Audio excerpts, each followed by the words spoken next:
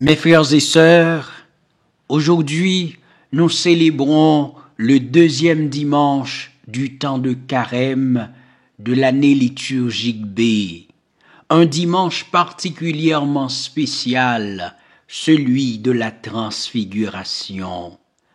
Ensemble, nous allons plonger dans cette expérience extraordinaire, celle de la transfiguration du Christ. Un moment où sa divinité a brillé d'une manière éblouissante. Laissons-nous éclairer et inspirés par la parole de Dieu dans notre parcours de carême vers la Pâque. Mes frères et sœurs, préparons nos cœurs afin de participer à l'expérience fascinante de la transfiguration du Seigneur. Nous allons nous identifier aux personnages que nous sommes en train de lire. Mettez-vous à la place d'Abraham, à la place d'Isaac, à la place des apôtres. Nous allons nous projeter dans les textes et devenir partie prenante de cette belle expérience. Le récit de la transfiguration, si profondément captivant, peut nous laisser sans voix lorsque nous nous immergeons dans ses intentions les plus profondes, telles que recherchées par l'auteur. Aujourd'hui, nous avons la chance extraordinaire de vivre cette expérience transcendante à travers l'évangile de Marc au chapitre 9, versets 2 à 10. Mais attendez, il y a encore plus. Ce passage, lors de la liturgie de ce dimanche, est également lié à deux autres passages bibliques. Il s'agit de Genèse chapitre 22, versets 1 à 18 et Romains au chapitre 8, versets 31 à 34, qui ajoutent une profondeur et une signification supplémentaire à cette expérience spirituelle. Donc, mes frères et sœurs, préparons-nous à être émerveillés par la puissance et la grâce de la transfiguration du Seigneur.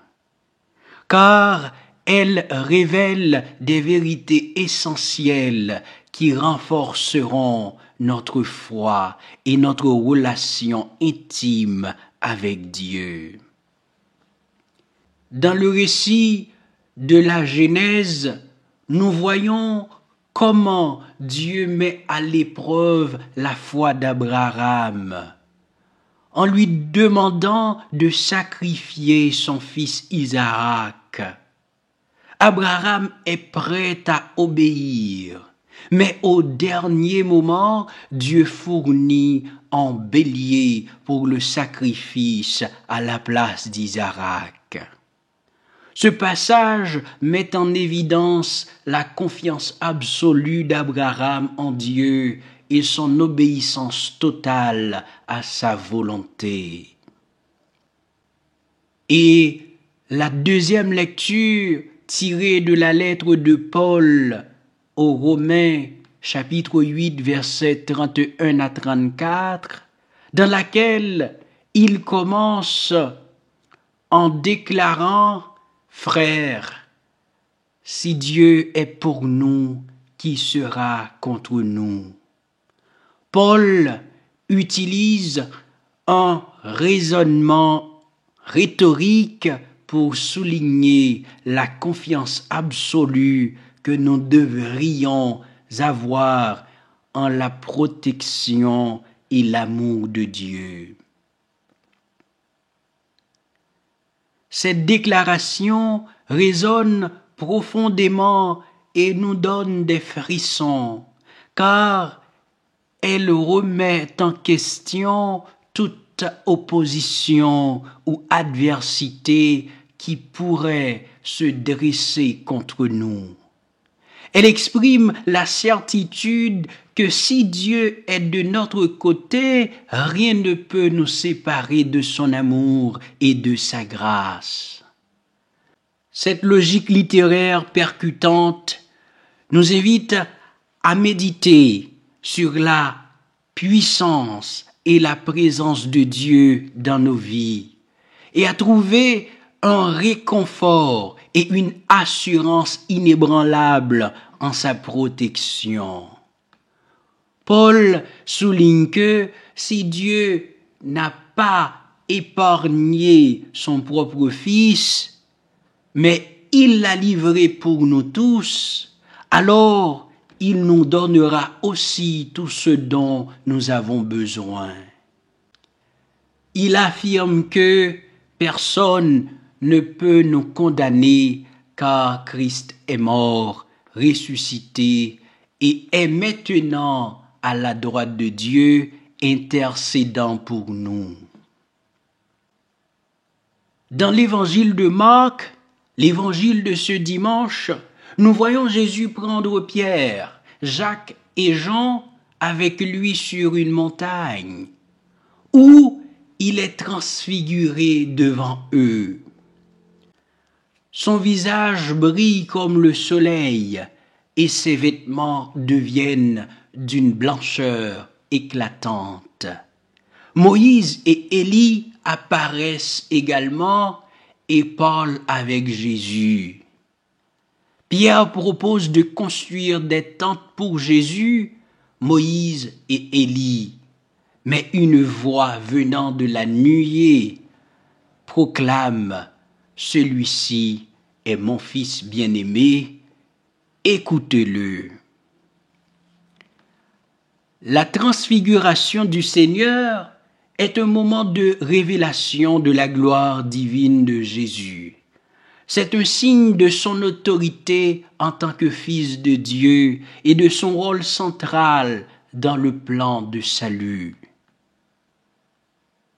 Les disciples sont témoins de cette manifestation de la présence divine et sont invités à écouter Jésus.